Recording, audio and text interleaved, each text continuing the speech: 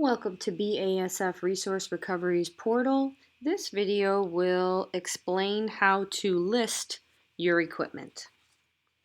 So once you have logged in and you are on the home page, as we see here, you will select List Your Equipment from the taskbar.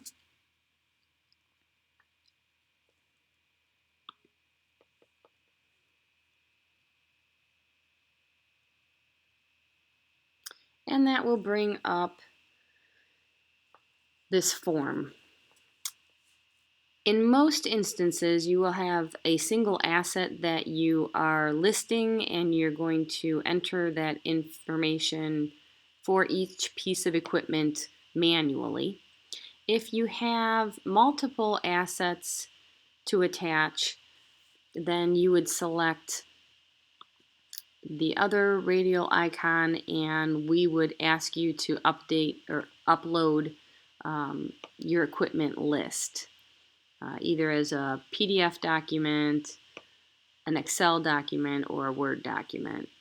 But again, most times you might have just a few pieces of equipment, and it's easier just to list the equipment. I've helped sites list 15 pieces of equipment just using the single asset button. So you have your single asset. Your DR number is going to be determined by the system. So you do not need to list anything there. There's a DR number override, but typically that's not going to be an issue. Location is where is that piece of equipment located right now. We do have the ability to, Federal Equipment can pick up your equipment and bring it to Cleveland to our warehouses located here if necessary. But for getting your equipment listed, you want to be able to put it in whatever site where it currently is located. If you have an SAP number, we would love for you to enter it here. Plant name, again, just like registration, the fields that are in bold are required. If they're not in bold, it's information that's nice for us to have, but we don't need to have it. All right, and then you're going to select redeploy, sell, or scrap. In some instances, if you have a very valuable piece of equipment and you would only like to see it redeployed from a site to another site, you can select that radial button. But what we typically do is start with this radial button to redeploy, sell, or scrap, and we will keep it internal within BASF for a set period of time. 30 days is pretty standard. If you wanted it to be for 3 months before it would go external for sale, you can do that as well. If you are very anxious to get rid of the equipment and would just like to get it sold, 10 days internal is sufficient, and it'll then go to external sale. So typically you have one piece of whatever that equipment is. Again, here you have your SAP asset number. If you have that, it's very helpful. There are, of course, assets that are in many cases older and do not have an SAP asset number. By selecting this button, it will put the NA that it's not applicable in that field box. If you have the manufacturer, any model size information, anything that you can put into these boxes is helpful. If you have an idea of what the original purchase price was, that's great. If you know that there's a remaining net book value, you can list it in that field box. Again, if you notice, these are not required fields. It's information that's nice for us to have. We don't have to have it. All right, then you're going to select your category. So where does your equipment fit best? So, obviously, is it something that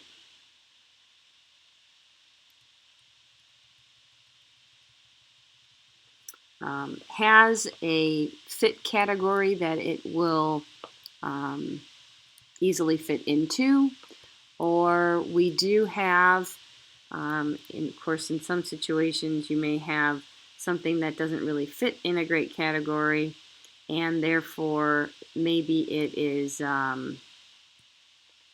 best to put it into the miscellaneous box. And if at some point we can determine that it does fit into a specific category, we can always move it. Your equipment title, it should be whatever your particular piece of equipment is.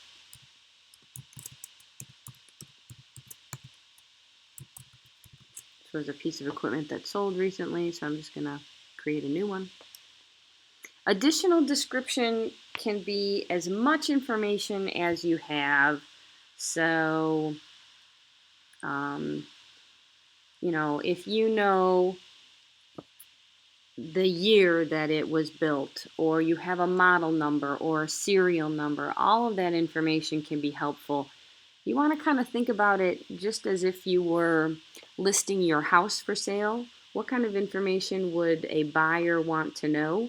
So as much information as you have, the better and easier it is to sell that piece of equipment. So let's say this had and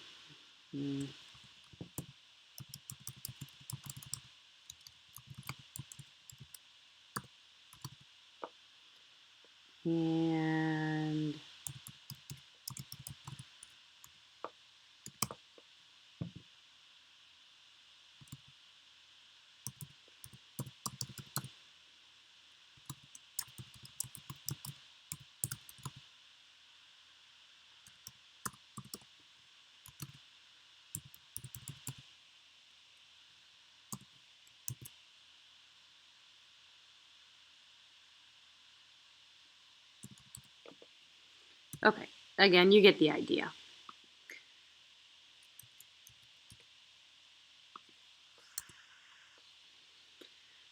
All right, additional information, again, not in bold, but anything can be helpful. What was the general use of this equipment? The date that it was installed, if you happen to know that. Any additional information there. Condition, more than likely you will select something like used. And then this is equipment usage. So was it lab, pilot, production, you know, where was that used?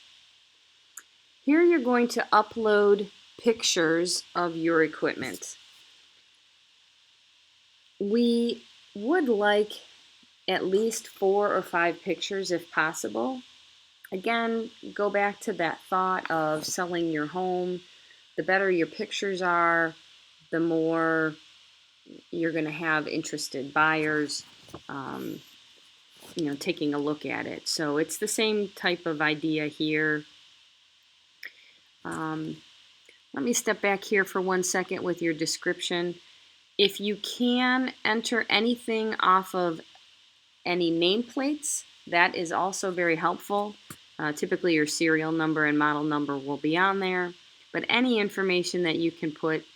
And going back to your equipment images, anything that, you know, again, a nice clear picture of that nameplate is very helpful when you put the 4 or 5 pictures up. And if you can take a picture of the equipment at some different angles, from front, side, back, that is all helpful for someone looking at the equipment as well. In this day and age, using digital cameras certainly can be done, but smartphones are very easy to use, and it's extremely easy to upload directly to your computer or email to yourself, and then you're able to select those particular pictures.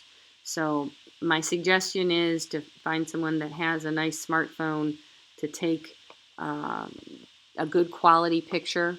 The quality of the picture is pretty important, so the higher the resolution, the better the pictures tend to look online.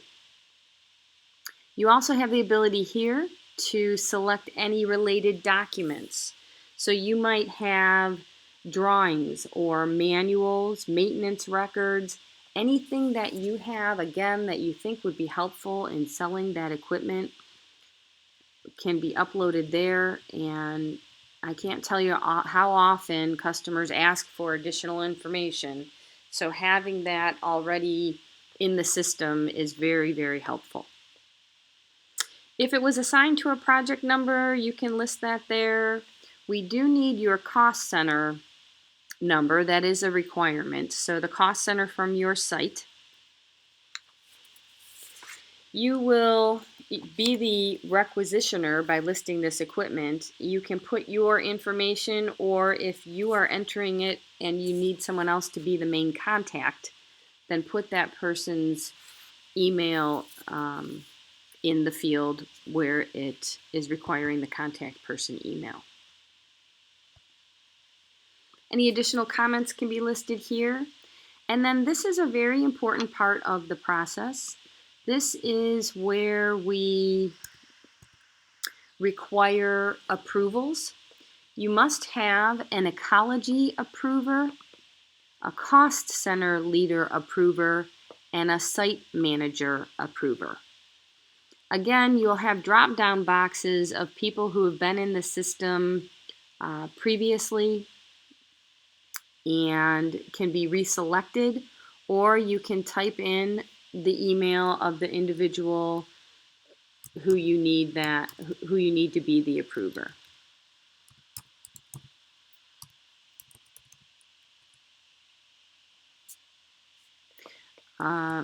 So it would be their entire email address. Again, lots of folks are in the system, and it's nice to just be able to select it. It automatically will put that individual into their address into the field box, and it's going to go through a process where each individual gets an email and can electronically approve. Once you have all your information and you have your approvers listed, you are going to select Submit Equipment for Approval. And when you submit your equipment for approval, it's going to go into the system. It'll go first initially to the ecology approver and then move down the line on the approvers. Once each person has approved it, it will become live, and anyone will be able to see it on the BASF Resource Recovery portal.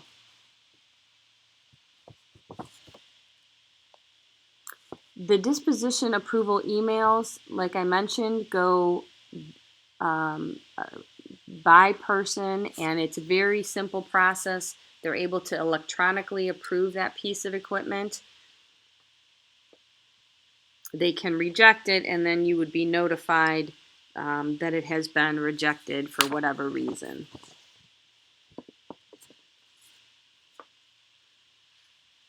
So this is the brief demonstration on listing your equipment. Again, I cannot stress enough the importance of the pictures and other information. As much as you have that you're able to put that into the system, more is better in listing the information that you have for the equipment, because it's very helpful when trying to sell it. Thank you for listening, and you can contact Julie Mino at julie.mino@fedequip.com if you have any additional questions or need additional help. And thank you.